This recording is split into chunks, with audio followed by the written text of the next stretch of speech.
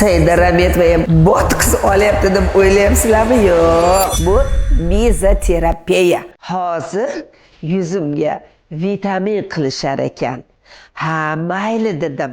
Chunki o'tgan gal mana shu yuzim yaxshi bo'lganda, hamma maqtaganida o'zim ham motivatsiya oldimda. Yana ham chiroyli bo'lay, yuzlarim bundoq tortsin deb keldim. Voy nima bilan deysizlarmi? Buni o'zini apparati bor ekan. Bu apparat bilan butun ichki qatlamlarigacha o'sha vitaminlar kiradi. Voy, chiroyli bo'lish ham oson emas. Texnologiyani qarang. Voy, gap yo'q.